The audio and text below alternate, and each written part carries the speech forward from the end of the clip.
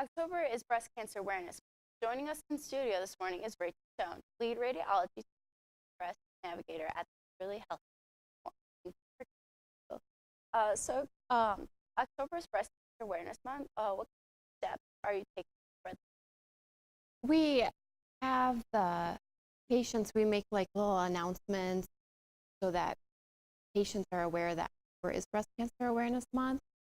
And we just promote how important it is actually to do breast self exams, and also how important it is to have your mammograms done every year or every 2 years, kind of depending on what you and your provider decide.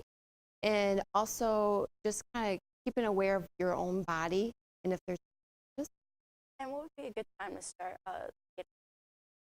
a good time to start getting mammograms is right around age 40. Unless you have any family history of breast cancer, then sometimes they might want to start a little bit earlier, depending on when that breast cancer was diagnosed. Okay. And what else is your job? I work with patients doing mammograms, ultrasounds, and also doing some x-rays. So my job also entails, as part of the breast navigator, is if a patient has to come back and have additional pictures done, and then we decide that the patient needs to have a biopsy, then I work with the patient with the biopsy and setting up when they will meet with the radiologist to get the results.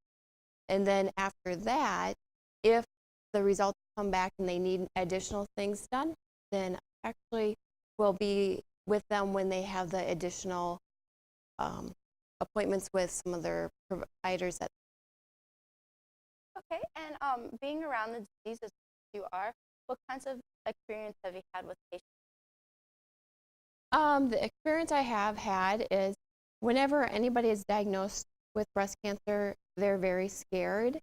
And that's why with the Breast Navigator, I'm there to help them out with any questions that they have and to try and make things go more smoothly. Because whenever anybody's diagnosed with the word cancer, that's about the only thing that they hear. They don't hear a lot of the other information.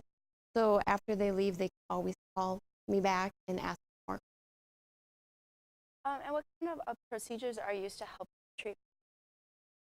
There is actually, they can do lumpectomies now, or they can actually do a mastectomy, kind of depending on what kind of breast cancer they have and how severe it is.